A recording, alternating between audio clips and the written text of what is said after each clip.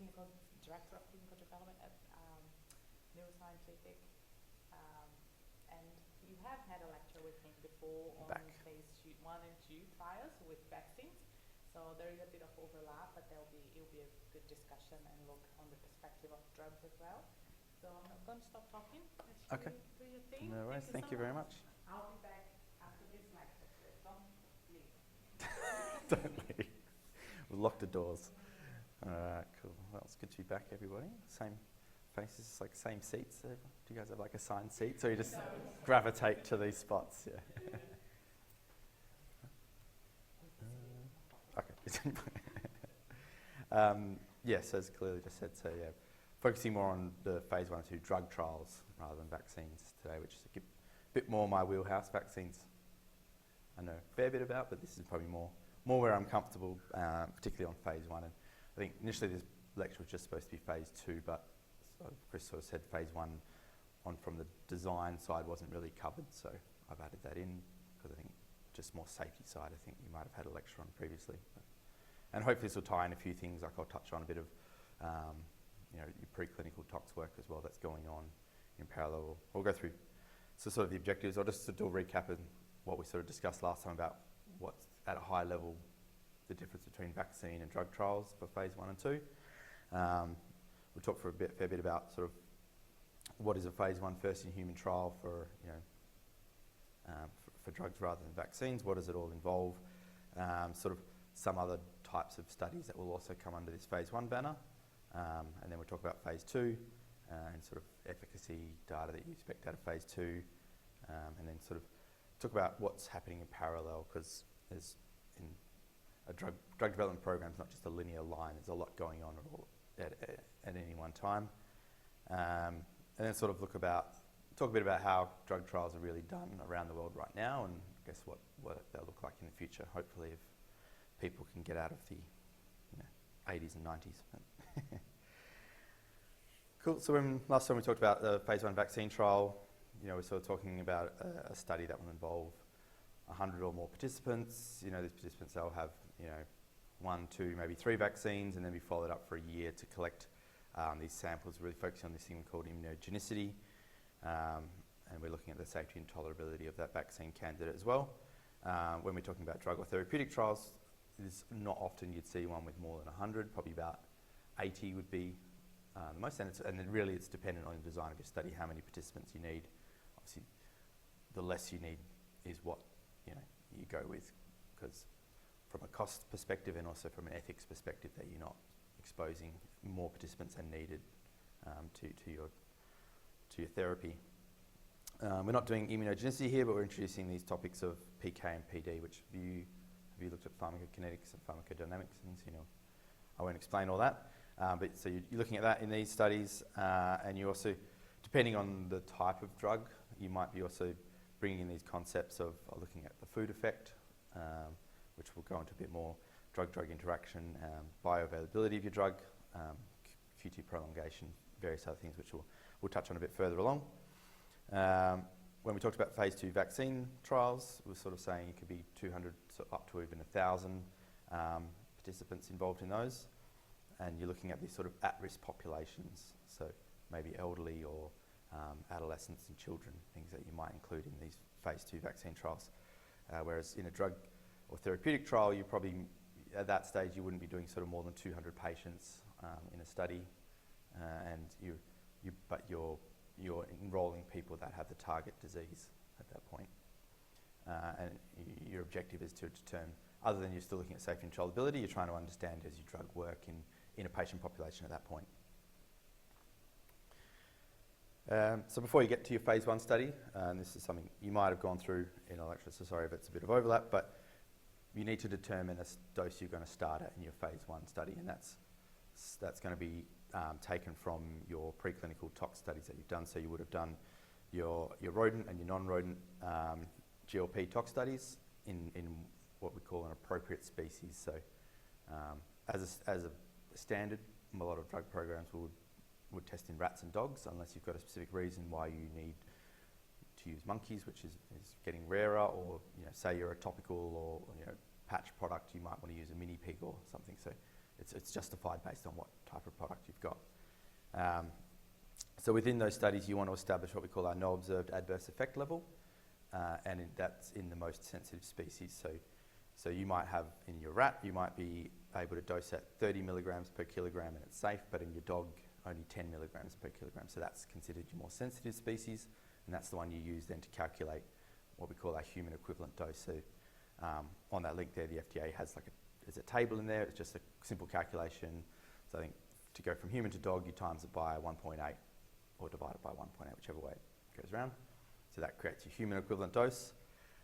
Then you use 60 kilograms as a standard dose for a human, which probably isn't very accurate in today's day and age, but that's what they still use in their guidance. So you times it by that 60 kilos, and then you apply at least a safety factor of 10 to go back to what would be determined to be a safe starting dose in humans. And you may take it further back, because what will often happen is while you're doing your tox studies in animals, you're also doing efficacy studies, and your efficacy studies might say you only need a small dose, where there's safety, you've got a big safety margin. So you might take the starting dose further back, because you know your efficacious dose will hopefully be lower than what's safe and tolerable. So that gets you to where you want to start in your first in-human study with your dose, and then from there is where you design that study, and this is probably 95 at least % of first-in-human studies of a drug or therapeutic will start with what we call a single ascending dose SAD or multiple ascending dose and multiple ascending dose MAD study. So in your single ascending dose, so you'll enroll a group of participants. Usually most would have 8 participants, 6 assigned to active, 2 assigned to placebo, and they'd receive a single dose of the drug starting at that low dose we've determined for the animal studies. What most SAD studies will also include is what we call sentinel approach, where initially you dose only 2 participants, 1 on active, 1 on placebo, and then you wait for a set safety period of time, which usually will be 24 hours, but depending on how long-acting your product is, to review those 2 participants, and then to continue dosing. And that's all done in a double-blind fashion as well. So participants and the staff don't know who's got what. You're just assessing on what clinical symptoms they've got, whether it's safe to continue. So once that cohort of participants has reached a certain point in their safety follow-up, then there will be a review of all their safety information. So they'll look at all their blood work, vital signs, ECGs, any adverse events that have occurred, and a safety committee will sit down and look at all that and make a decision whether they escalate to the next dose level. And that would usually be a 2 or 3 times jump. So say if you started at 10 milligrams, you might jump to 20 or 30. Then you go through that same process, 8 participants, 2 to begin with, go through the whole process, and that's safe, you jump, and you might do that for 5 or 6 escalations. So that you might, if you started at 10, you might get up to a dose of, say, 200 milligrams, which is what you think is a good safety margin for where you see your efficacious dose being somewhere in that range. So then once you've completed your SAD, then you'd move on to your MAD, where you're going to be dosing, you're going to be bringing in same deal, you're bringing in there's 8 participants, which is each time you're recruiting a new set of participants, so you're not exposing anyone to more than 1 dose level. And then that group would check in, and then they would dose for, say, if it's an oral product, 7 to 14 days, which they'd be inpatient in the phase 1 clinic, and then followed up for a certain period after that. If they were on, it was a drug that they thought needed to be given every 2 weeks, then they might come in sort of for a couple of days every 2 weeks to receive treatment. Depends on the product and the design of study. And again, after each of those cohorts is completed, that safety review committee is going to review all that data, and you're going to escalate in the same way. So it's a very, very set kind of way of approaching things, and that sort of design would be approved by the ethics committee before you proceed and how you're going to go about it. So in your phase 1 study, your objectives, your primary is your safety and tolerability of your single and multiple escalating doses of your, so IP there is investigational product, not intellectual property, which gets confusing in our industry because they're interchangeable terms with the same acronym, but in this case we're talking about investigational product. You're looking at your pharmacokinetics of your single and multiple escalating doses, And then you might have an exploratory objective to look at some of your pharmacodynamics, looking at biomarkers or surrogate markers for your disease. So usually pretty straightforward in terms of what they're trying to. And we call them objectives rather than endpoints at this stage, because endpoints kind of talks about where you've got statistical power to say. In this case, we don't have power in the studies. We're just looking for signals, so it's an objective rather than. That's a little clarification in trial design. So if we're looking at a single ascending dose study, so I know that you guys had the visit to Linear recently, where they took you through sort of a mock dosing day, which apparently was, Beck, who did it, said it was really good, but hopefully you guys enjoyed it as well and kind of got a feel for what it would be like to be a participant in the clinic on one of those dosing days and how hectic it can be. So if you're coming in to do a trial, you'd have a screening visit where you'd come in up to 28 days prior to your check-in, where you'd go through that consent process with the study doctor and have a whole bunch of screening procedures done, which at a minimum would include all your safety bloods, ECGs, vital signs, and going through your medical history, medication history to determine your eligibility. Some studies might include, you might have spirometry to look at your lung function and other things. It depends on the type of product. Again, there's always differences. So if you're eligible for your study, then you would check in usually on the day prior to dosing, which we call day -1. So you present to the clinic and you're bringing with you everything you need for that length of time you're there. So if you're there for 3 days or you'll be there for 3 weeks, you're bringing all your clothing, all your entertainment stuff. So you don't bring any food or any medications, because that's all taken care of at the clinic. And usually they'd go through a bag check as well. So you check in, the staff will go through your bags, check you don't have any medications or other things, and definitely found some interesting things in people's bags, especially when you get backpackers who've been going around the world for 12 months and picked up random medications in all sorts of different countries, and you're trying to log these things and take them off them, but it's definitely got some interesting people through the doors. So you check them in on day -1 and you're confirming all that eligibility again prior to dosing on day 1, and they would have explained at Linear how they would put that cannula in your arm, so they're going to be taking lots of blood samples throughout the day and they don't want to keep sticking with a needle each time, so they put the cannula in with a plastic tube so they can just take bloods all day. So you'd be signed off as eligible and randomised to the trial, and then you'd go through any pre-dose procedures. You'd have your dosing, and then you'd have all the procedures that are then outlined by the protocol after that. So bloods, ECGs, vitals.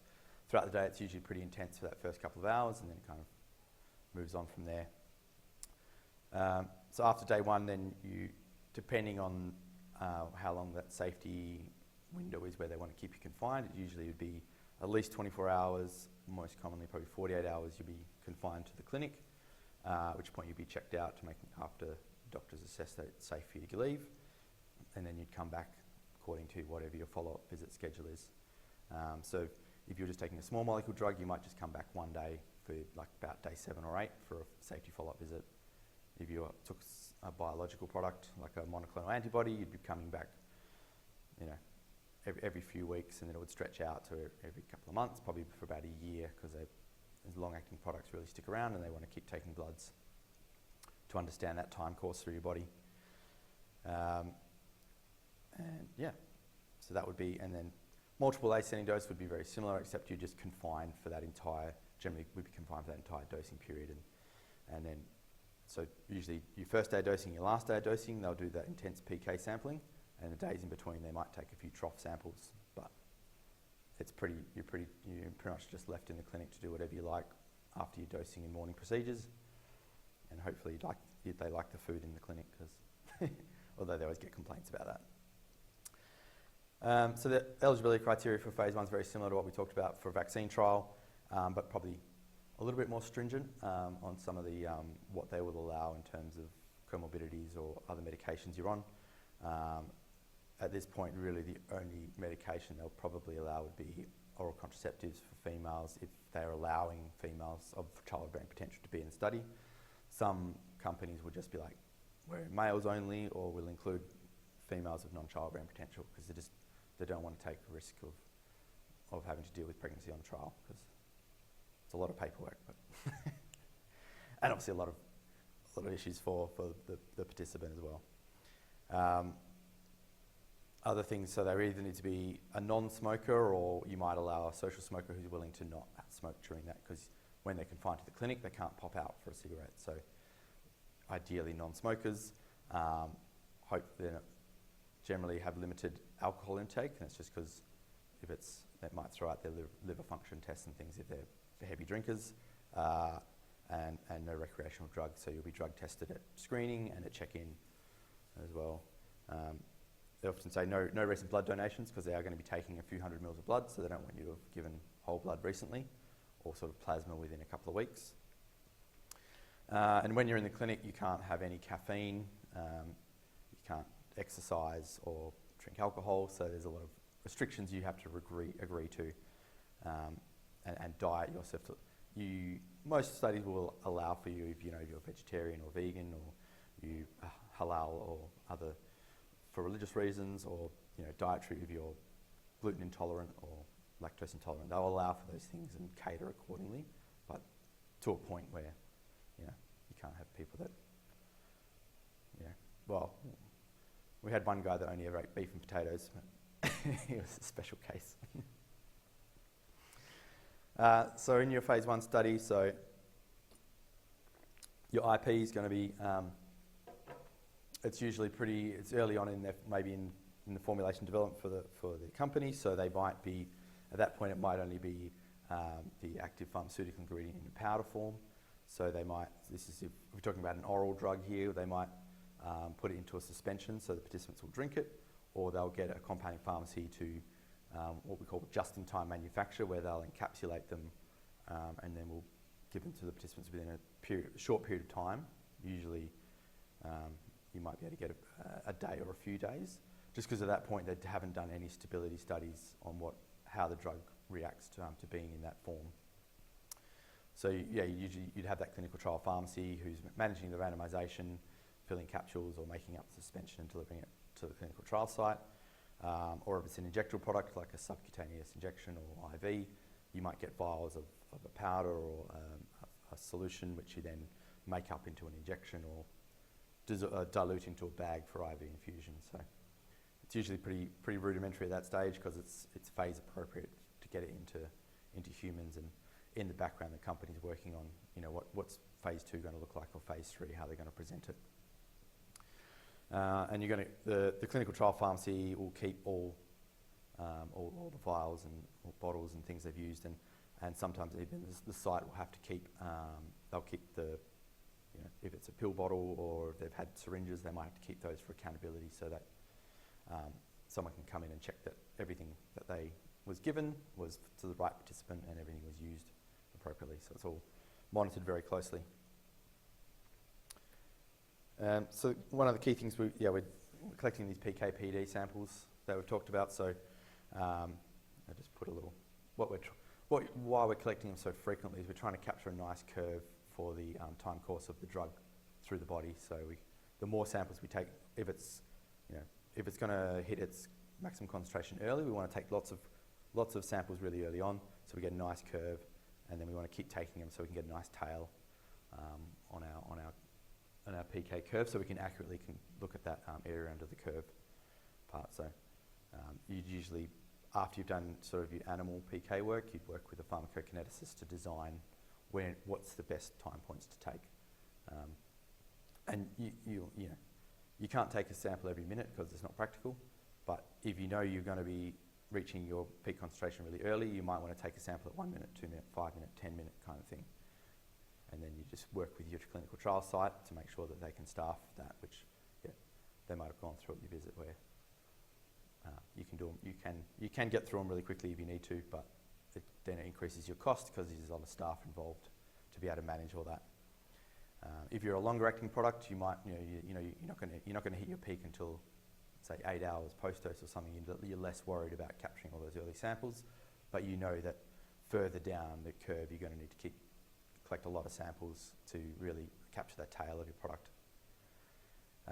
Some studies where we're looking at where we want to really understand the excretion of our product you might be collecting your PK, you might collect urine samples. So, and we're not talking just about collecting a sample as a time point, we're collecting all voids from all the participants here. So for a period sort of 24, 48 hours after sampling, every time they need to go to the toilet, they need to go to the lab and get their labelled bottle, and they pee into that, and then they take it back to the lab and they pool them according to a time point. So you might say between 0 to 4 hours, we don't know how much drug was excreted, between 4 to 8, 8 to 12, so they'll collect everything during those periods. And ideally you want your participants to, at the end of each period, they go to the toilet and they void so that you know that they've cleared what was there for that time point, and then they restart the next collection. So some studies might also collect feces, but less common, so, and it's less pleasant to work with. And then if you've included pharmacodynamics, you're collecting, so PD time points is going to be less frequent because you're just looking at these markers, which you might want a few earlier on to really capture what you're looking for. You often collect more blood at these points, particularly so they might send them to the lab where they will process them down and isolate just the PBMCs, the peripheral blood mononuclear cells, and then they'll freeze that pellet because that's the cells of interest, and there's a time period when they're viable, so you can't just freeze the whole blood and send that to the lab for someone else to process, because by that point those cells won't be viable anymore. So you really need, usually within 8 hours of collection, you want to have those cells isolated and frozen down, and then they're stored at -80, so you can keep them for months and send them off to the lab at any point. And here you're looking, are there any biomarkers you can be looking at in a healthy volunteer that might give you an indication? Like I worked on a study which was we were looking at hemochromatosis, so that we were able to add iron studies to this, so you could look at what effect that drug had on your iron stores and things in a healthy volunteer. So handy for the sponsor because they can get those early readouts.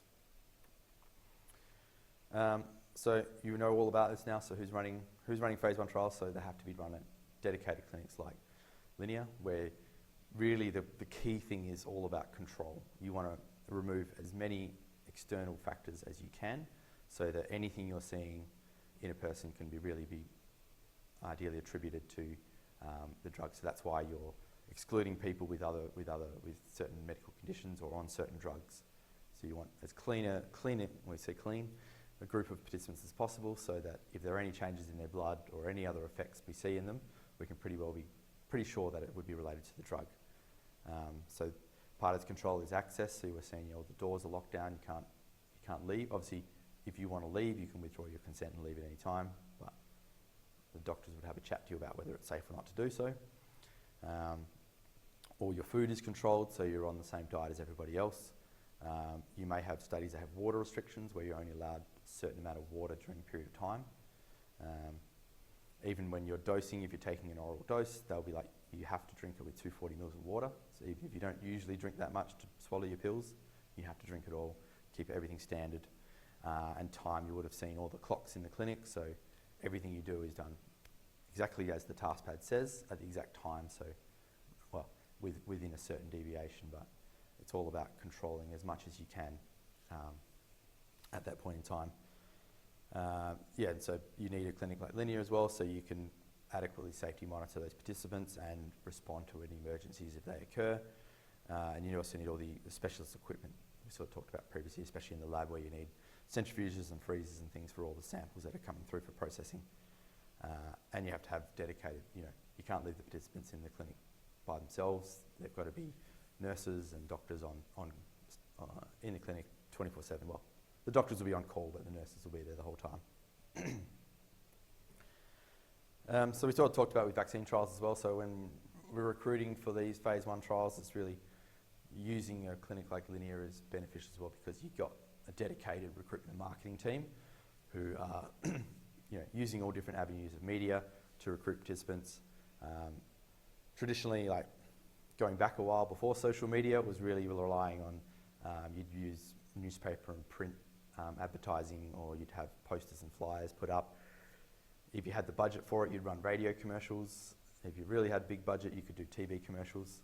But it was very expensive, and it's kind of like you have to spend, if they're like, it's $4,000 for this many radio advertising slots, you pay that regardless of what your actual reach is and how many people it recruits. Whereas now they really rely on social media, where you post your ads up on Facebook, Instagram, wherever. TikTok these days, which I'm too old for TikTok, but and they pay per click through. So you're only going to pay if participants are clicking on your link, and it takes them to your website, your landing page, so they can register for your study. So you can really track your spend really well and cap it as well. So it's kind of revolutionised the way you do clinical trial recruitment. If you're getting pretty desperate, they'll start using job boards like Seek or Gumtree and things, where they'll advertise for healthy volunteers that way. And I heard recently from a marketing guy that started using dating apps as well. So if you're on Tinder, you'll get pop-ups with, do you want to participate in a clinical trial? Which, if you're single, you might have plenty of spare time. So maybe it works. I don't know. Haven't seen the data on that one yet, but there's just a couple of samples there pulled from. So, not to be so linear focused, but so in Melbourne we have Nucleus Network. In Adelaide there's CMAX, who are doing exactly what Linear are doing in terms of running social media to recruit to their sites. And they're using all the kind of back-end Facebook stuff, to really target. So they'll limit it to certain geography around their clinical trial site, different age groups, different demographics and things, so they can use all that, all the scary power of Facebook and Instagram to target the people that they want. Cool, so that's sort of every drug pretty much needs to do this first-in-human SAD-MAD study, but outside of that, you might be looking at some other studies under your phase 1 banner. So if you've got an oral drug, you need to look at the food effects. So is it best to have this fasted or with food? And they do that by doing it in a standardised way, where it's not just, have a bit of breakfast before we dose. You get a standardised, what we call a high-fat breakfast. So they might have mentioned it when you're at Linear, but you're getting bacon, eggs, hash browns, toast, and a glass of milk, and that's what you have to eat before you have within 30 minutes of receiving your dose. So you do that, say, 1 week, and then you'd come back the next week and you'd have the drug again, but you've been fasted for 10 hours before you take the drug. And then they look at the PK profile of whether there's an effect of food on it. In healthy volunteers, you might do a drug-drug interaction study. So if you know if your drug's metabolised down a certain pathway, then you might look at other drugs that metabolise in the same pathway and give them in combination to see if that has an effect on the absorption and distribution of your drug. Some of them it might inhibit it, or some of them it can actually give them a greater effect. So you have to really look at that, and then that'll tell you if your drug's contraindicated with other drugs. So all of this is kind of developing. When you get your prescription drugs, it will have that the CMI, the Consumer Medications Information leaflet. It'll say take your drug with food, don't take these other drugs. It's all these studies that's contributing to that information that goes into your product information and your consumer information. So bioavailability or bioequivalence. So that example at the beginning where you've got there's a powder they've put into suspension for participants to drink. If during the course of that study they've made a capsule or made a tablet, you need to be able to tell. So before you can take that tablet into your phase 2 trial, you need to look at is it equivalent to what we gave to participants in the suspension? So can we get at least a similar PK profile? Or do we need to adjust the dose based on how we've formulated it now? So you can do that in healthy participants as well, because all you really need is them to take it and take their blood. So pretty simple. There's thorough QT studies, so there's a handful of drugs out there, generally oral drugs, that can... So when you have your ECG done, you have the QRST complex. There's some drugs that can prolong that the time duration, which is obviously not good unless you understand it, and then it's what you understand is what it does, but what the drug's doing is more important. But you need to understand that. So you might do a thorough QT study where participants will take the drug and they'll have a Holter monitor on, and rather than your important time points being the PK collections, it's what we call a Holter extraction. So you get participants to lie as still as they can for 5 minutes, and that recording is looking at are there any changes between the participant on placebo and participant on the active drug in that QT complex. Those are kind of long and costly studies, and now the FDA's kind of created guidance where if you can put some Holter studies into your phase 1, then you can maybe you can get what's the word? Basically, you don't have to do the bigger study later on. And you'll only do that if you think there's a risk, which you would have looked at in your animals as well, if there's a risk that you're going to be a QT prolonger. And then you might also do under phase 1, you might have a study looking at hepatic or renal insufficiency, where you get patients with mild to moderate sort of kidney or liver impairment, and you want to assess how do they metabolize the drug. Is it different to healthy volunteers? So you do that under phase 1 as well. As with anything, there's always exceptions to rules, and probably the key one under phase 1 is almost all cancer trials would go directly into patients, and that's generally down to they have side effect profiles that preclude you dosing them in healthy participants. They have a different design, so they, rather than, because it's not ethical to give a cancer patient a placebo, so they'd all be on an open label study receiving active dose. And generally you dose three patients, and then you assess them during what we call a dose-limiting toxicity review period, a DLT. If none of them have one of these events, then you would escalate to that next dose level. So you do that dose escalation like we do with the healthy volunteers, but you're doing it in patients. If one patient has a DLT, you then expand that cohort and add 3, so 3 plus 3. And if then that cohort has less than 2 of these events, then you can escalate, but there's a committee who are making all these decisions. And then you may, under that banner of that same study, go on to, so that's the escalation phase. You might go into an expansion phase where you kind of assessed what's a likely safe and effective dose, and you expand on that dose, and you can add more patients, and you can kind of roll it into a phase 2 under that banner. You might also be looking at combination therapies, so if patients are responding to chemotherapy, but they need something more, they might be able to enrol in, say, immunotherapy study as well while they get combination treatment. You can get a really good idea of efficacy in these studies because you're going to be looking at CTs or MRIs generally every 6 weeks, and you can look at tumour size if they've had any reduction in that, and they're based on a scoring system. And as long as patients don't progress, if their tumours doesn't start growing, they will continue on study. So they don't receive just a fixed amount of doses. They continue cycling for as long as they're receiving benefit from it, because it's unethical to take them off a treatment if it's working for them. But I know at Linear we had a patient who was, it was a hematological cancer, but he was given sort of his 6 months to live, get your affairs in order. He went on to trial in 2014. He's still on trial now, so he's still responding to treatment. So the company has to keep the study open, and I think he's the only patient worldwide who's on this trial. But they have to keep providing him with drug because he's seen his grandchildren be born and had a lot more life than he expected. You may also see routes of administration as well that preclude healthy volunteers. So typically I'll give you an intrathecal dose, so into the spine, or intravitreal into the eye. It's not really what's healthy volunteers. It's an unacceptable risk for a healthy volunteer. So you'd have to go straight into the patient group for those as well.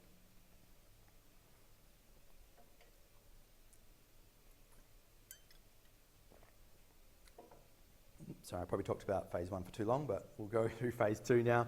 So as I said, we're enrolling up to 200 patients with a target indication, but what you'll often see in a phase 2 is you might get a milder form of disease rather than, so you might say, okay, our drug's indicated for Alzheimer's disease, but we want to do our phase 1 in mild cognitive impairment, so because patients are going to be a lot easier to treat and deal with rather than if they have full-blown Alzheimer's. Then your period of dosing and your study involvement is driven by factors such as the type of drug, so whether it's long-acting or short-acting, or it could even be a single administration like a gene therapy. But it's also it's conditioned on how the length of dosing you've done in your animal studies, in your chronic tox studies. And when we talk about enrolling patients, we may also see some sponsors might tack on a additional patient cohort onto their study where they might want to see an early efficacy, so we might call that a phase 1B, where so if the first in-patient might be under phase 1, but they're less typical because it can prolong sort of how long a study takes to complete. So yeah, when we talk about how long can you dose in a phase 2, it's driven by your phase 2 enabling tox. So prior to your phase 1, you're only dosing your animals for as long as you need to for what you need to get, because obviously the longer you dose animals, the more it costs, so you need to just dose. So if you think, okay, in our multiple ascending dose, we need to dose healthy participants for 14 days, then you only need to do 28 days in the animals to be able to get the tick of approval to do 14 days. But if you can only do 14 days, it's not really going to be very beneficial, potentially, depending on how your drug works, for your patient population. So while you're doing your phase 1 program, you're looking at your phase 2 enabling tox program. So that's where you're going to be doing more chronic dosing. And again, that's how long you want to dose in your phase 2 drives how long you do in your animals. But the FDA guidance says, obviously, patients might take a drug for years and years, but it's not practical to do that in animals. So the FDA guidance is that you do 6 months in your rodent and you do 9 months in your non-rodent model, then you can dose humans for anything over 3 months. It's an unrestricted dosing at that point. And you may also need to look at that point whether if your treatment is targeting, say, women of a childbearing age, then you may want to do your reproductive tox studies at that. So looking at what the effects are on pregnancy, because if you want to put a woman who's thinking of starting a family on a treatment and tell her she can't get pregnant for however long she's on the drug for, they're probably not going to enroll in your study. So you may want to look at some of these your reproductive tox studies as well.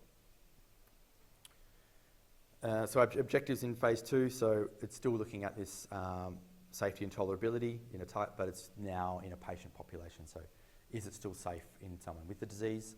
And we're also looking at an extended dosing period. At this point, we may only have a few dose levels. We've kind of trimmed it down from the 6 or so dose levels we looked at in the healthy volunteers. We're looking at preliminary evidence of effectiveness of the drug in that particular disease. And they may also add a treatment arm where they include a comparator.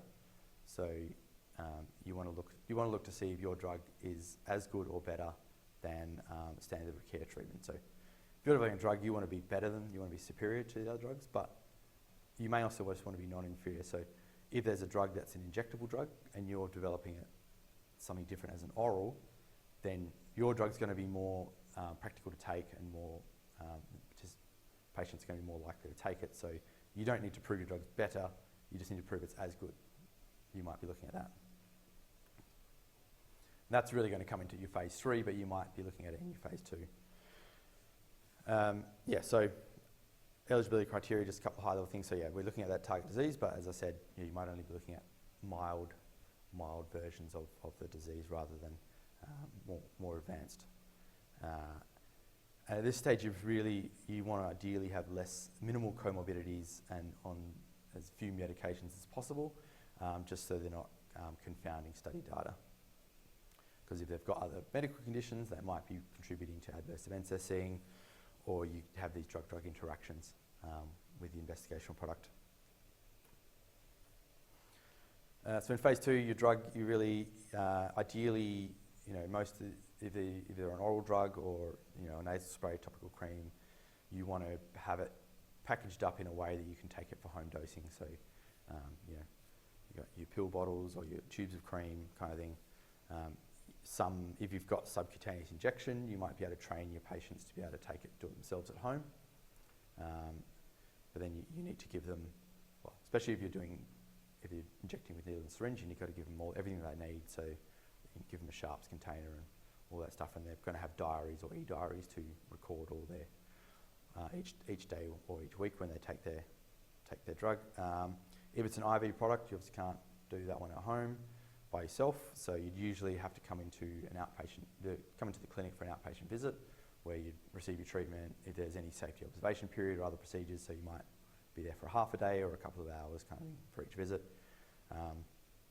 They are trying to bring more in now, the possibility in trial protocols to allow for home dosing if the site's set up for it. So, a nurse would go out, would pick up the treatment from the pharmacy, take it out to the patient's home and administer it there. And if they need to collect samples, they'd collect them as well and drop them off at the pathology clinic. So they're trying to create more access that way by people where having to come into a clinic precludes a lot of people participating.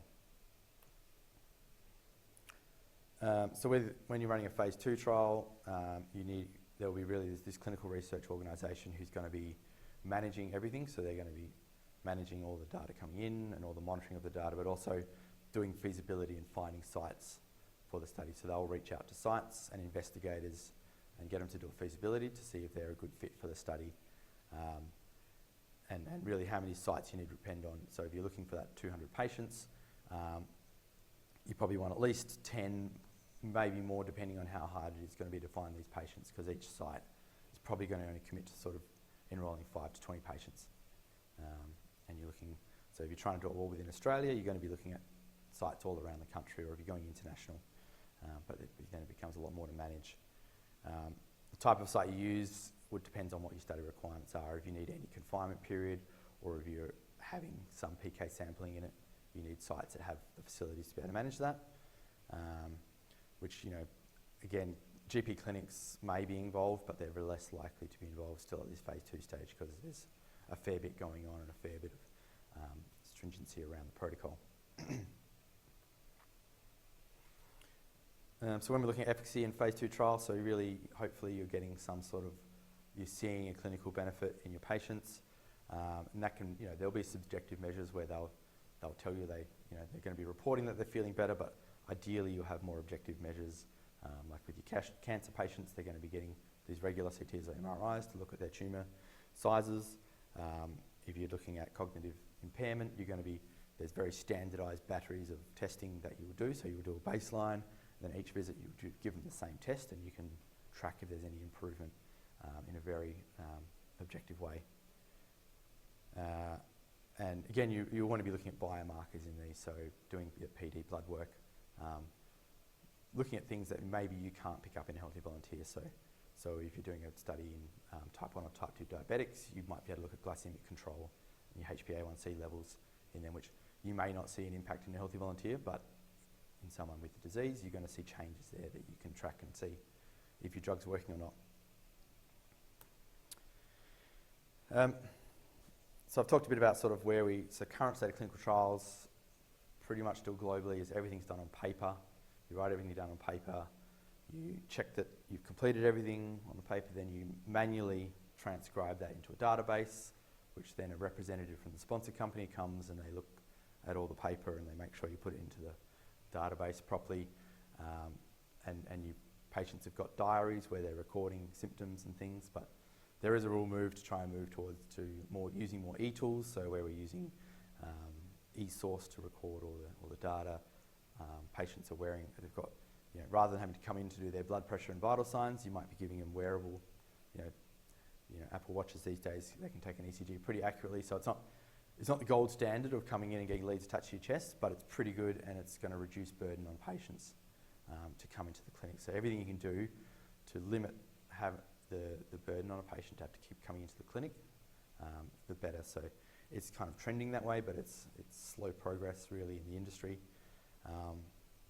And kind of the real buzz topic at the moment all around clinical trial around the world is what we call decentralised clinical trials or virtual trials. So the idea that rather than patients having to come from wherever they live to a place like Linear or other clinical trial sites, that you're taking the study out to where they are.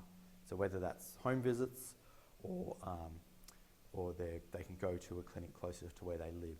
There's a real push to do that, and there's a lot that becomes involved with doing that, because it creates a lot more logistics. So you'd have courier companies who are dropping off drug to either these more remote clinics or to people's homes. They're collecting, if patients are having to collect a urine sample, they have to go there and pick that up and take it somewhere. So it can increase cost, it can increase all the logistics involved, but the benefit they see is it's really going to increase access to trials, because there's a real issue, particularly in the US, with diversity trials. A lot of companies have been called out by the FDA to say, okay, it's great you dosed 1,000 patients in your phase 3 trial, but you only had like 1% of the black population, 2% of like a Latino Hispanic. Like there's too many white people in your studies basically, so you're not getting diversity.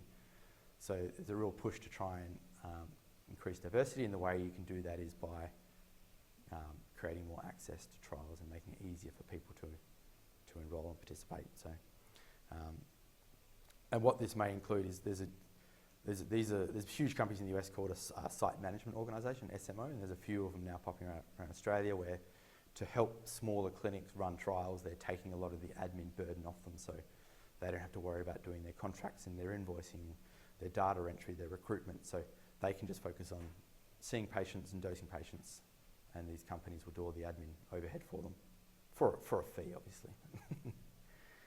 So that's, where the future is, but it's a very slow process, but it will hopefully improve access and participation in trials, which is still really low, particularly in Australia where we have such great healthcare. There's not really the impetus to get involved, whereas in the US, people can't afford healthcare, so they go on trials, which is why they get a lot more enrolment in their studies. Cool. I've gone a couple of minutes over. So we've sort of gone through, what vaccine versus drug trials, just a high level recap there. Really focused on what's involved in phase 1 and some of those other trials you might see under phase 1. Phase 2 trials, sort of how they're designed and how you get efficacy data out of those, and then sort of what are drug companies doing in parallel with all these programs. Everything's sort of happening in overlap, and then hopefully what clinical trials look like in the future. Cool. All right. Any questions for me? Sorry, I should have asked for questions during, but anybody have any questions? When you said about the diversity and it's not always reflective, but you're then cherry picking groups of people coming in, is that not? Yeah, that's a big problem. When you have, if you're demanding in your protocol that you can't have all these conditions, you're also excluding a lot of people. So there's a big call. You have to be a bit looser on the inclusion-exclusion criteria as well, because obviously people that have access to better medical care are going to be in better health conditions, so they're going to be more eligible for your studies. So you're also excluding a lot of people on that as well. I don't know. In Australia, there's a big question mark on sort of Aboriginal Torres Strait Islanders as well, because they really don't. They're not really participating in trials. I know Telethon Kids have big programs where they run remote trials up in the north on a lot of different things, but they don't really participate in any of these trials. Yeah. How do you deal with, because obviously in the US, there is no healthcare, so how do you deal with the ethical considerations of vulnerable populations then being the main cohort? Because you're paying people to pick your product, so then are you not? Yeah, I mean, Ethical grey area? usually in your patient trials, you're probably not paying people. You might just be reimbursing them for travel costs and other. So, because you're receiving treatment, you don't have to pay those patients. But it's also a thing. You've still got to be thinking about protecting vulnerable populations and making sure that people are participating for the right reasons. Because I'm sure you could get more people to enrol if you paid them, but then you've got to question that, and then whether they tell the truth when they are doing their screening visits about some of their conditions and things, if they're just desperate to get on trial. So in those, they'll dive really into your medical history as well, and they'll access hospital records and things to make sure that you're giving an accurate history, because if patients are really desperate to get on a drug trial, they might fabricate some of their history and things. Yeah, it happens. Cool. All right. Anything else? Or I'm not sure. I'm sure Khalil will come back. How is the course going? Is it interesting? What you expected, or?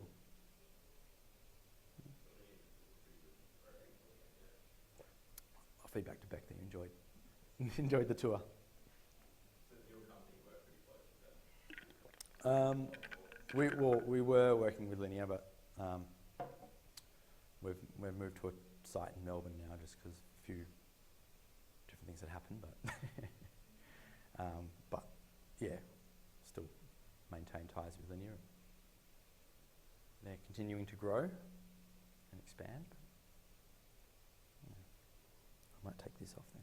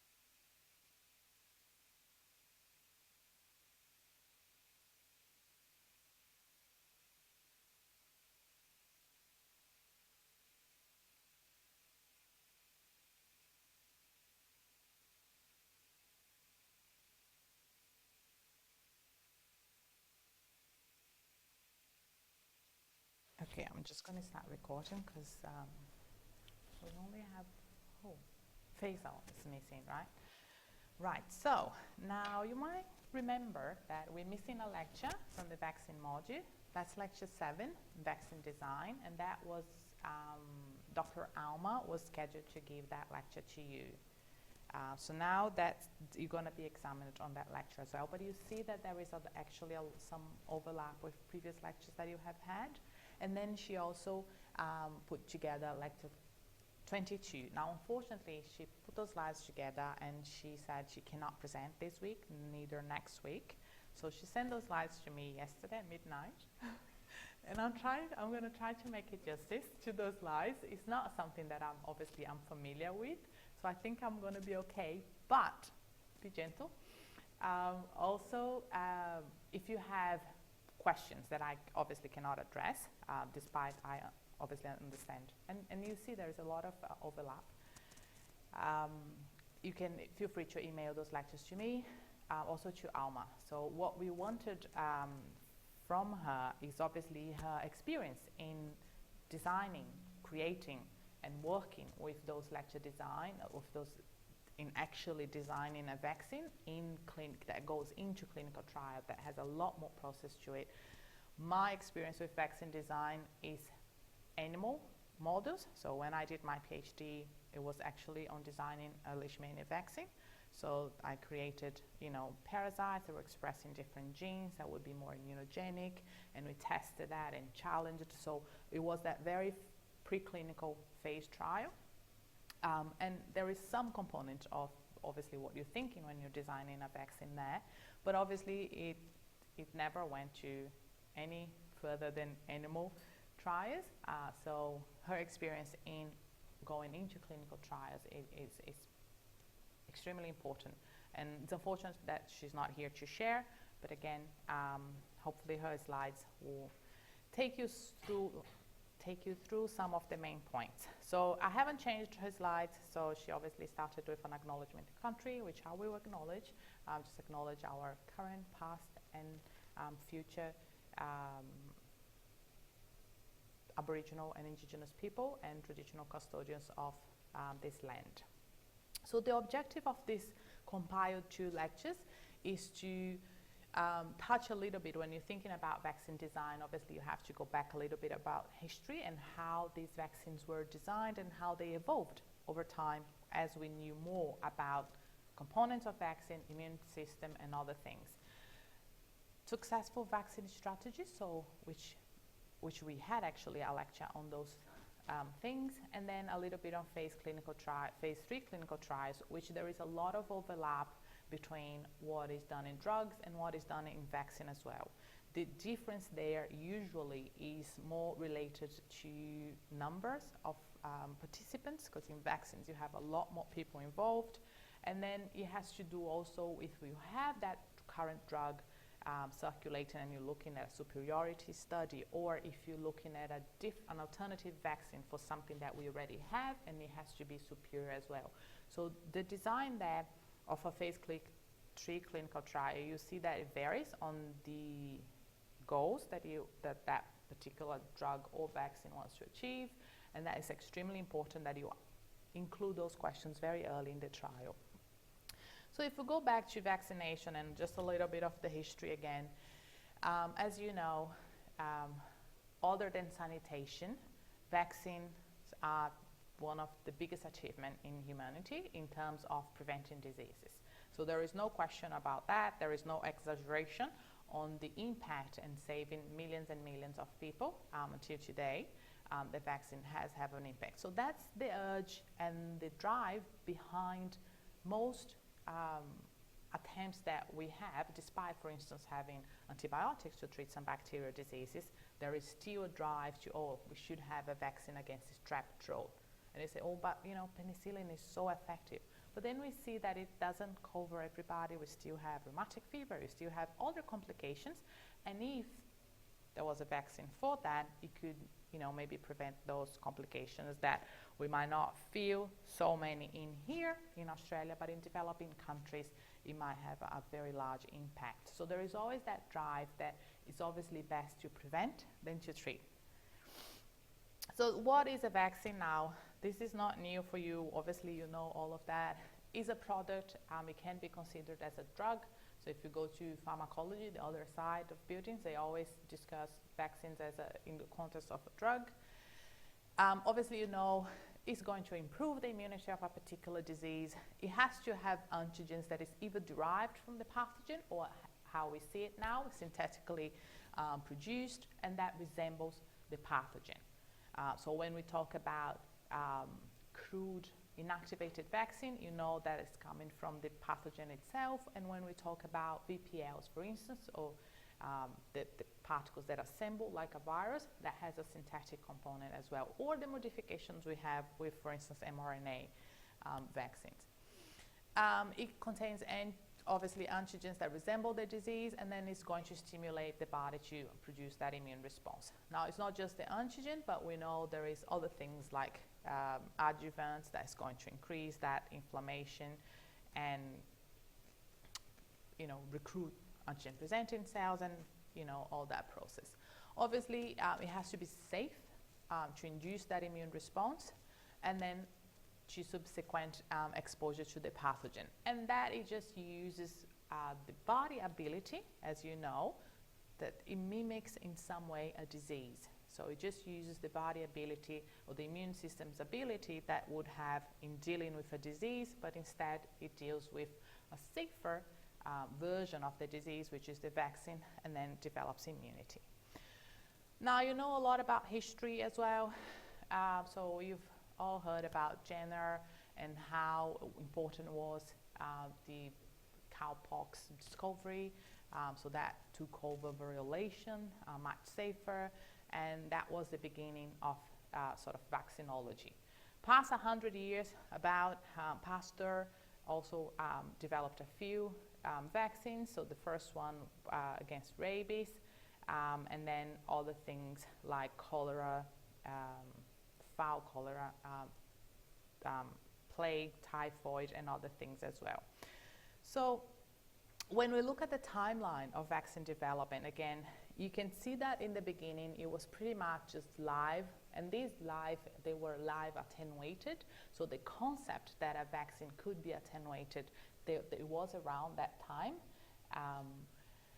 and also inactivated versions of that vaccine, of other pathogens to create. So because these were as we look at the range of different vaccine types we have today, polysaccharides, toxoid, obviously that knowledge wasn't around, so the vaccines were either live attenuated or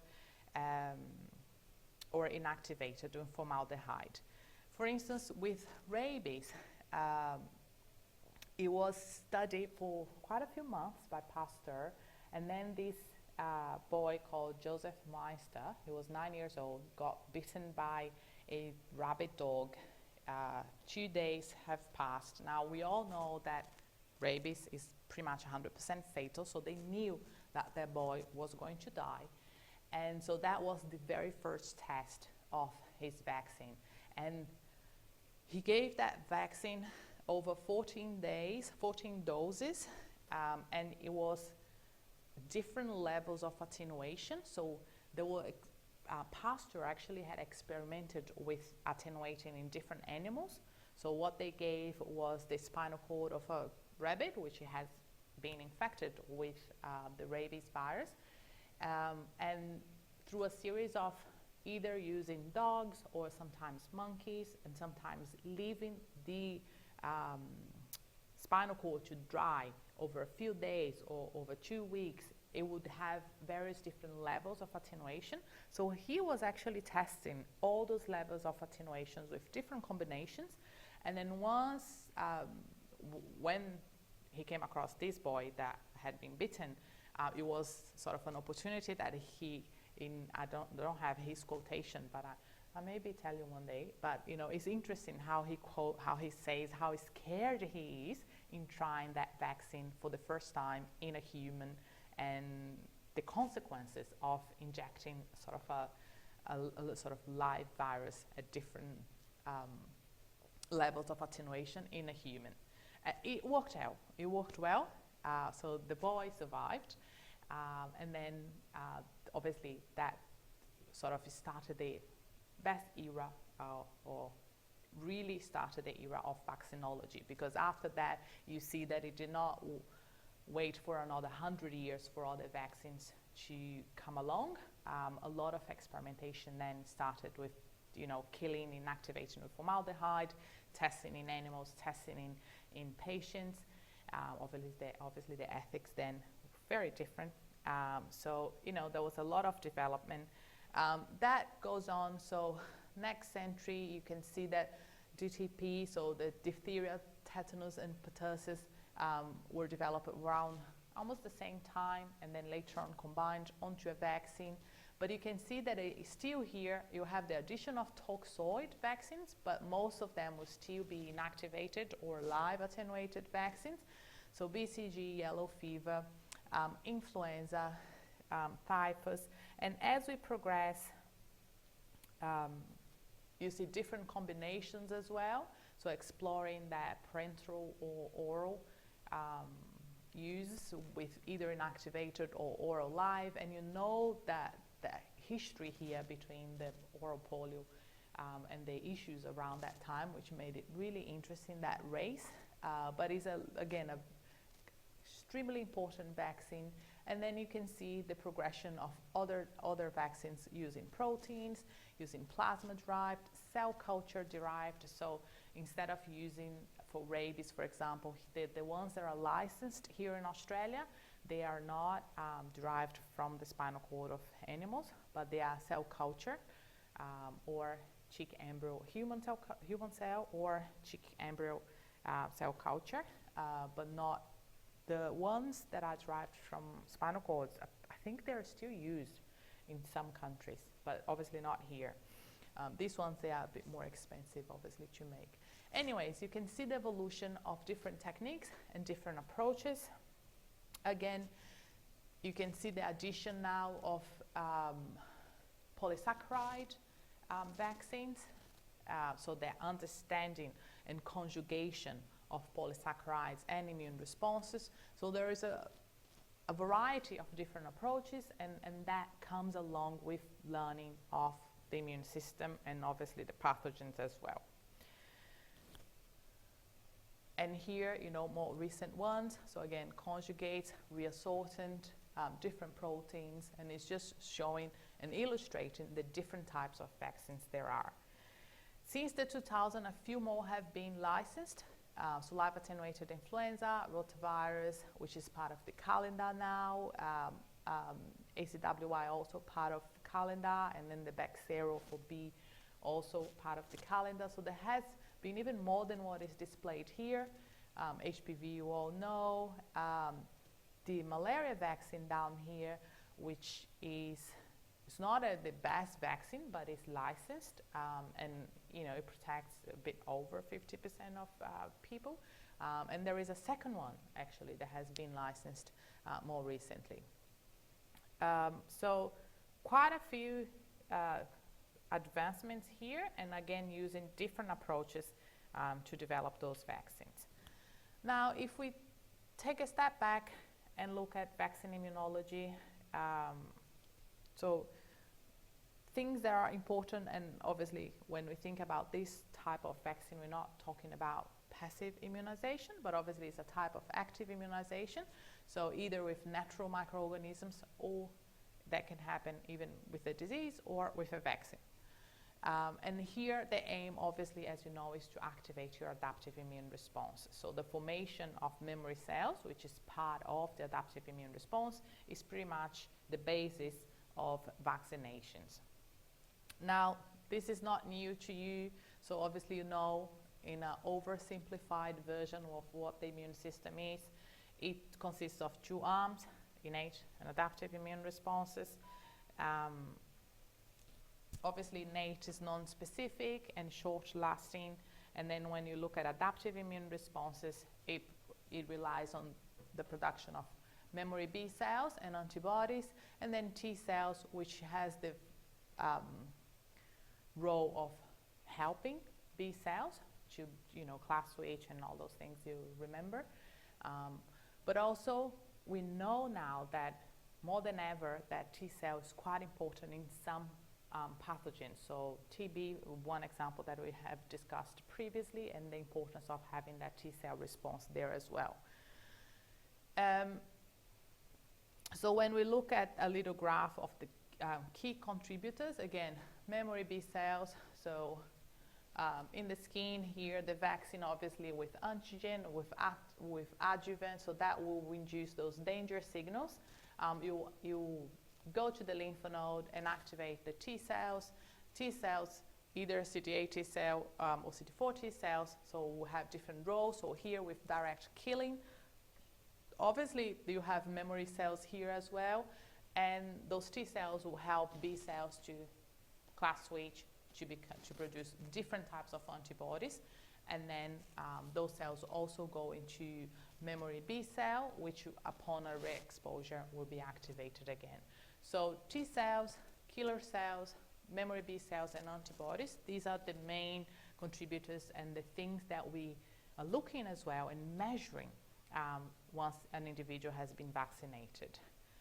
Not new to you, so with different, you know, the function of different antibodies. So it's one of the most used correlates of protection for vaccines, is actually measuring if antibodies have been produced. So you have different functions, neutralizing virus and bacteria, neutralizing toxins. It can agglutinate, just form immune complexes with those bacteria, and that enhances phagocytosis, or can be removed, for instance, by the spleen. Precipitation of dissolved antigen, so again here will enhance phagocytosis or be removed by the spleen. Activation of complement systems through the classical pathway, as you know, and that leads to a few other processes like phagocytosis with that opsonization, but also cell lysis with antibody or with complement activation. With T cells, they have extremely important function, which hasn't been the target for many years. As I said, we were always looking for measuring antibodies as a correlate of protection. But now you know, with the different types of memory T cells, resident memory T cell, effector memory T cells, and central memory T cells, they all have a role in vaccine immunology as well. So what this is showing again is that creation of memory. So it depends on where the infected tissue is being looked at, but essentially you have that immune response, which is in the draining lymph node of that particular area, and in that you have different T cells being produced, including effector T cells will migrate back to the tissue. Those cells, they can become effector memory T cells, and they stay in that tissue, and upon a re-exposure, again you have that local response that is a lot more effective, and then you can prime a secondary immune response in a much faster way. Right, so vaccines again, so it's small and safe. Those are vaccines with an adjuvant. They will produce immune response.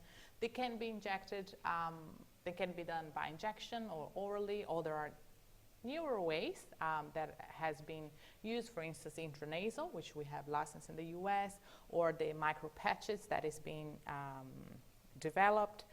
Obviously, you know, it promotes a primary immune response by clonal selection, and then a secondary immune response upon the exposure to the same antigen. Sometimes you need more than one injection, especially when it's not a live vaccine. You see that to prime that immune response, to make it stronger, you need more doses. And then again, it's just reaffirming or restating the importance of the creation of both memory B and T cells, which will act very rapidly upon a secondary exposure. They vary in durability, and we've seen that, for instance, if you compare yellow fever used to have a recommendation to have a booster dose every 10 years. Now, not even that. It pretty much protects individuals for life. In comparison, COVID vaccines, 6 months after you had your other dose, or if you have had an infection. So you can see that there is a great variability, and that is to do with the pathogen, with the immune response. So there's quite a lot of things that can influence the variability and durability of a protection. And then offers opportunity to herd immunity, which you all know about. So that protection, that minimal coverage that you have to have in a certain population, so individuals which are susceptible in that population are not infected because of the higher coverage. So not everybody can be vaccinated or want to be vaccinated. So herd immunity in some diseases allow that protection, and we use very often measles as an example because it has a very high R0, over 15. So if you have, over 95% of the population, those babies who have not been vaccinated, because the first vaccine's at 12, they are protected because of that herd immunity, right? So here is just summarizing those primary and secondary immune response to antigens, which you know these. So you have your first exposure, your latent period, which is when you're developing that immune response. It takes a bit longer than innate immune response. Then you have your production of IgG and IgM. Upon a secondary exposure, because of those memory T cells and B cells, you have a higher magnitude, you have more, and as you come across with more exposure, again, those antibodies become even more specific and more effective in neutralizing and promoting those functions. So that affinity maturation. So with regards to vaccine designs, and Alma has used an image that I used in my previous lecture, so it's a great image and same paper. But again, it's just reinforcing those different types of vaccine types. You don't need to really know when they were first introduced, but by now it's actually important that you understand what most of these vaccines are. So if I talk to you HPV vaccine, you have to kind of know it's a VPL type of vaccine. It's not a live attenuated vaccine. It's not. So it's important you understand this at this stage. And again, it's illustrating the different types of approaches that have been used. If we look at what that reflects in what is licensed, so in the US, you can see most vaccines, they still either inactivate pathogen, live attenuated pathogen, toxoid, or polysaccharides. So these vaccines, they were developed, if we go back to that timeline, they were developed very early, and there is a lot of data on safety, has been used for many years, and they're very effective. So there isn't really need to change some of the vaccines that, for example, hepatitis B vaccine, or BCG for preventing, extra pulmonary disease in children, in babies.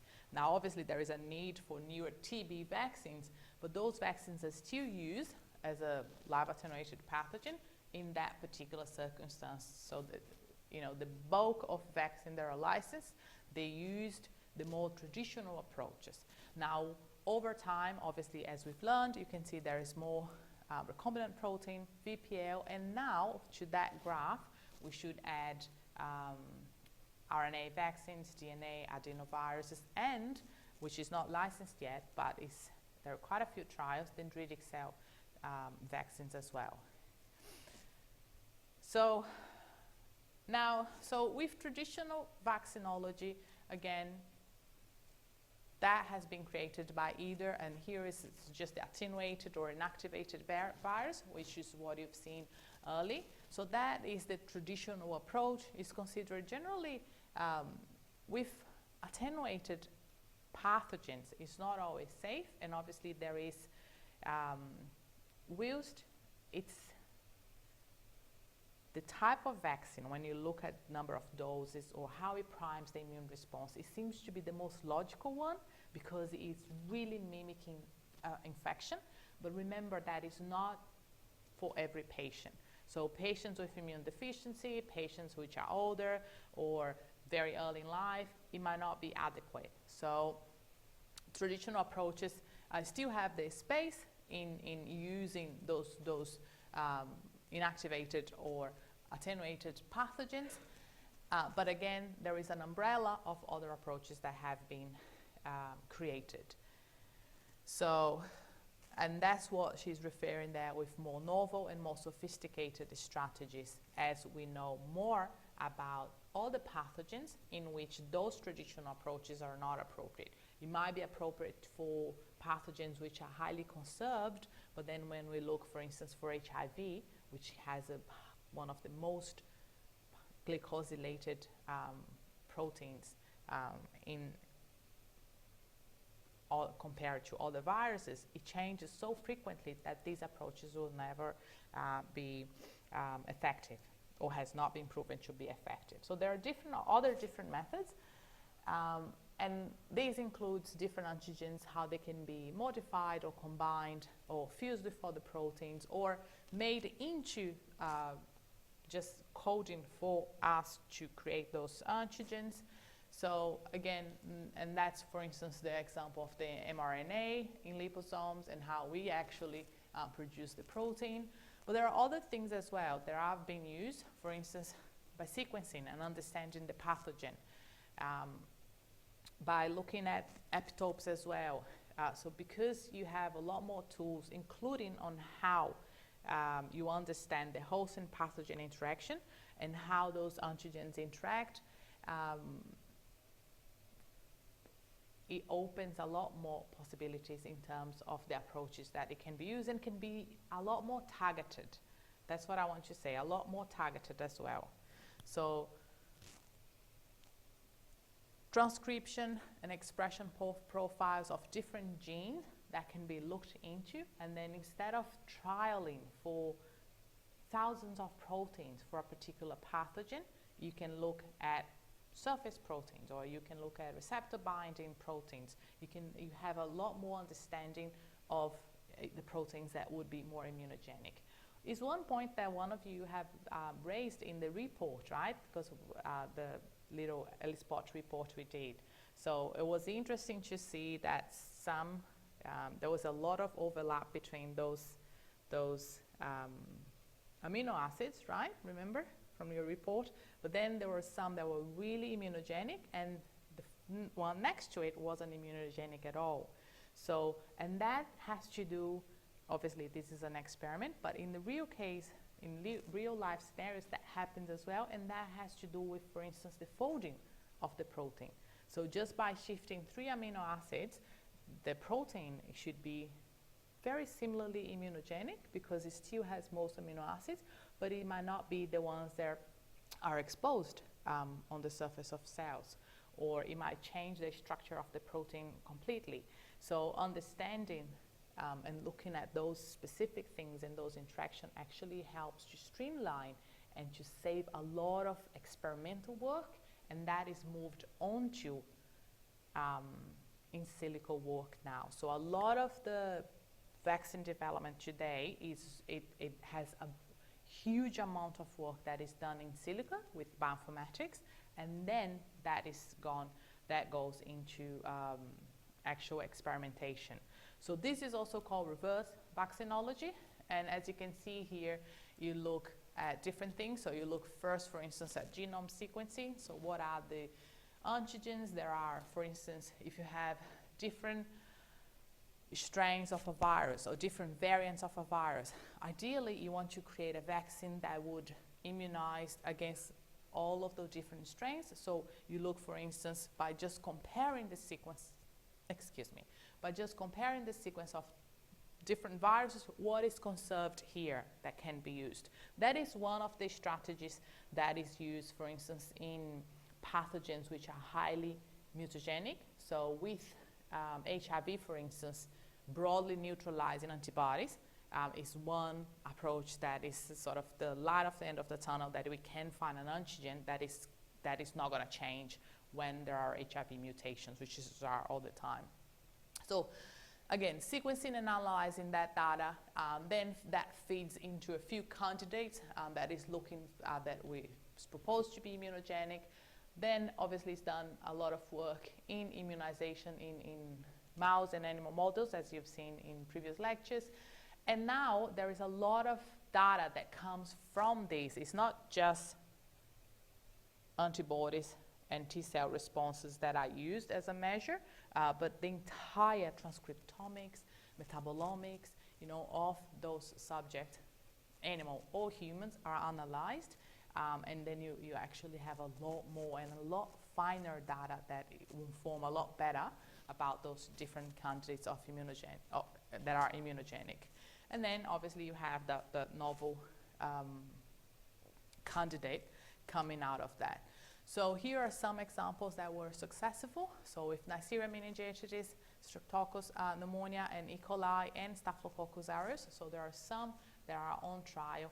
In fact, if you follow some of the work at TKI, they have some very interesting research looking at those things, and the approach they used is pretty much through reverse vaccinology.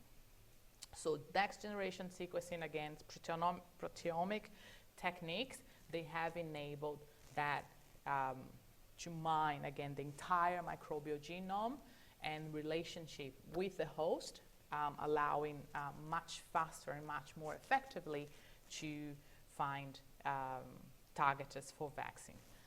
Another approach is structural vaccinology. So again, that is looking at conserved epitopes, because it's much easier to look at proteins and the crystal structure of proteins now than obviously were 50 years ago. So understanding that 3D structure of a particular protein can reveal what part of that target is exposed, what part is conserved. So here are examples of pathogens which can evade immune responses because they modified quite often, as I said, for instance, with HIV. And so identifying that allows for one to search for conserved epitopes that can be targeted in a vaccine. So again, that is just showing those antigen variation in a few pathogens and how successful they have been in creating those proteins just by understanding. So with Neisseria meningitis, for example, or here with group B strep, and how understanding and fusion of that protein with more immunogenic molecules can become quite effective.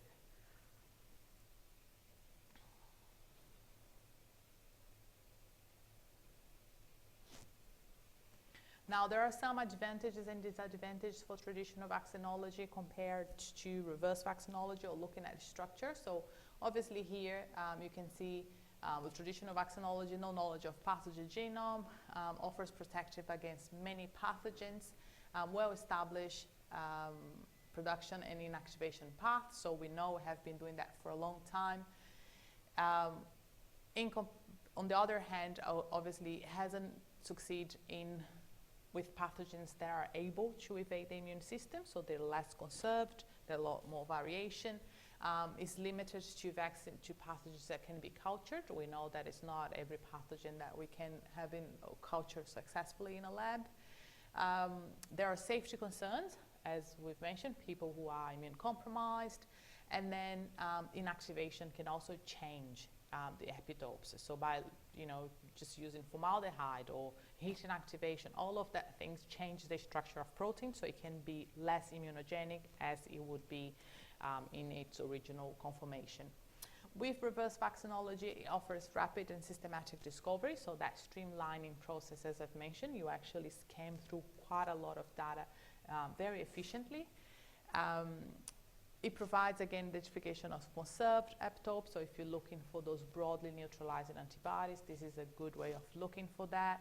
And then design of non-natural vaccines with enhanced properties, so synthetic vaccines, and then you can use different types of things to enhance that. Now, with disadvantages, obviously, the identified all the things in protein is still quite limited. It requires, obviously, knowledge of the pathogen sequence. So that's the very first thing. If you look at COVID, right, it was the first thing that was used. It's just sequence the pathogen so we know what and where to target. And then it's best for, it may perform best for complex pathogens. With structural vaccinology, again, offers a different pathway for where traditional methods have failed. It looks at critical epitopes. So again, understanding the structure of the 3D structure of that protein. Enable non-natural vaccines with enhanced protein sim, so synthetic creations here. But again, it requires those understanding and sequence information about those critical epitopes. It may be possible to elicit, but not always T-cell response. And that's what is actually shown in some of the trials for HIV vaccines, which have failed. In theory, it looks really good, but then actually when you look at creating those neutralizing antibodies, it's not always effective. So now in the last part, so it's just a little touch on clinical 3-phase trials. So you've had 2 lectures now on phase 1 and 2 and preclinical development. So you're well aware that there are different phases that a vaccine and a drug go through. It's not always, it's funny how it goes round here because you might have to go back. It's not always business case, phase 1 or preclinical, clinical 1, 2, and 3. You might have to go back. But essentially you have to start with the need. You need the need for that particular drug or vaccine. The issue with neglected tropical disease is that there is a huge market for it, but it's not profitable. So the amount of research that goes into that it's a lot less than other drugs, I don't know, for HEFO or something, because of that business case. So it's not unimportant, actually. It's quite important that it has to have case for it, but also funds for developing those things. Then usually goes into preclinical, so you identify targets, you look at animals, you look at toxicology, you look at biosafety, and you look at safety as well.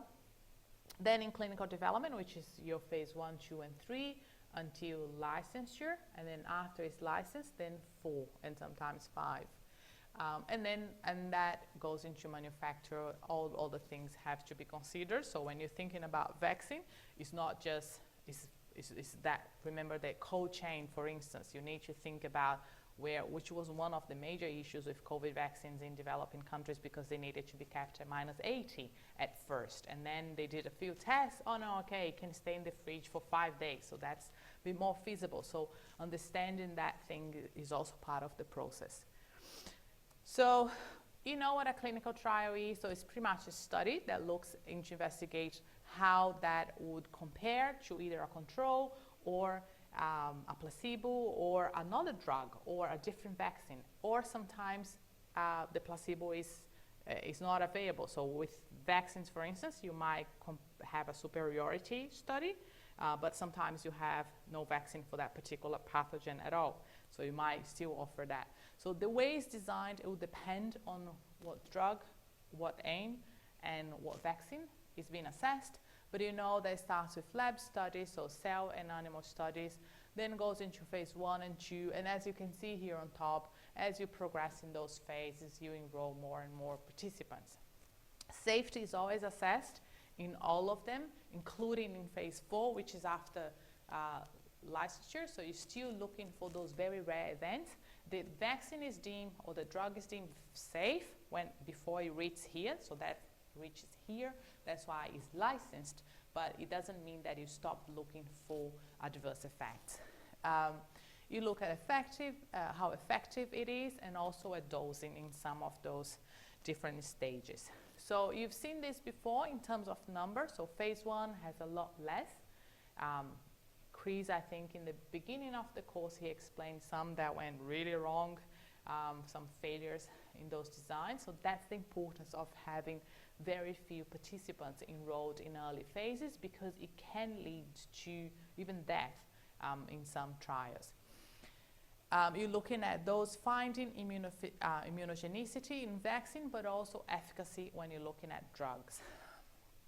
Then it extends expanded safety, so that's phase 1 and 2. So you have hundreds of people enrolled, maybe to 1,000, and looking at, again, safety, immunogenicity, and efficacy. And then finally in phase 3, which is also called confirmatory, study, so confirmatory trial, because it's pretty much confirming what you found in phase 1 and 2, that is safe, immunogenic, or efficacious, but then in a larger cohort. And sometimes is in most of the cases randomized and also multi-centered. So it needs power here to confirm your findings from phase 2.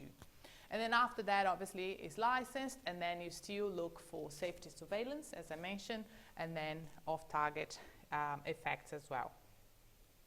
So phase 3 trial, pretty much they are crucial, extremely important in showing that efficacy and safety for licensure. So there are quite a lot of agencies, so the FDA, for instance, in the US, so they will collect that data. Usually phase 3 trials is done independently, and they will look at that data to allow or not to be licensed.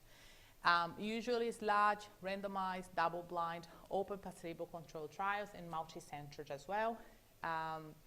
And the number of participants that are included in those studies might vary. So for instance, if you're looking at HIV, it's usually 800 to 1,000, but when you look at vaccines, you need a lot more numbers than that. So for COVID vaccines, for instance, between 30 to 50K. For the RSV vaccine, so 2 examples here, again, 30,000, 25,000. And those vaccines, so the RSV has been licensed in the US. So again, those studies are successful in confirming the findings in phase 2 or 3. This is what is considered the gold standard to demonstrate those therapies, experimental therapies against a standard therapy of interest. So that's what I was mentioning about superiority studies. So if you want to show that this drug or this vaccine is superior, it has to go at least to 2 clinical phase trials. And if there is no drug available, or vaccine, it has to go to at least 1 very well-designed phase 3 clinical trial. And obviously not all drugs or vaccines, they pass phase 3. So when you're looking at designing that, again, generally very large trial, and as I mentioned, sometimes it's called confirmatory trials or registration trials, because it's what you need to register that as an approved drug and what you need to confirm what you find in phase 2 trials. In terms of how these clinical trials they are designed, it depends again on the drug or the vaccine, but usually they have a study concept and a design, a protocol, a study conduct, and an analysis and manuscript preparation. So what that means is that it needs to have clear endpoints and clear methods to that design. So sometimes with earlier phase trials, sometimes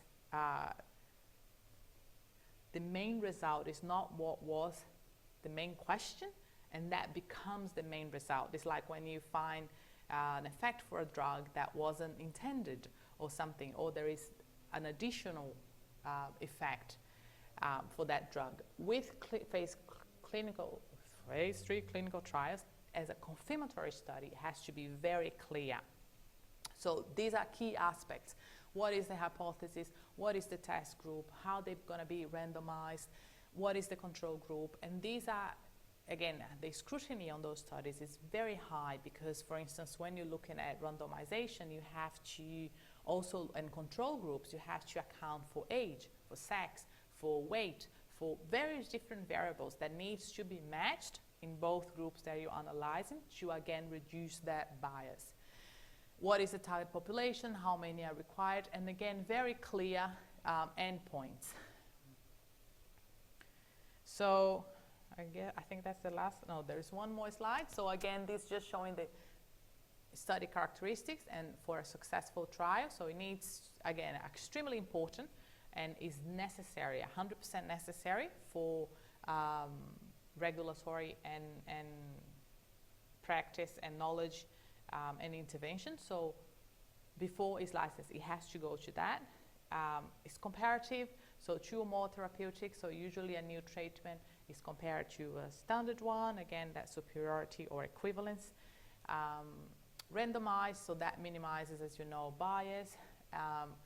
predefined outcomes, so it has to have a formal hypothesis testing, and usually it's multi-institutional again, so it makes it more feasible, so it's multi-centered, and also it's good to make it a general, so you're looking at different populations, different targeters, and that's what you see with many vaccine and drug designs. It's tested here in Australia, maybe in New York, it's Sao Paulo, so you get different target populations, and it goes back to that basic knowledge that you have, for instance, the HLA differences and how that would impact a response for a particular antigen just by having a different background. So again, that includes power. So essentially, the main characteristics of a phase 3 is power, to confirm the results from phase 2 trials.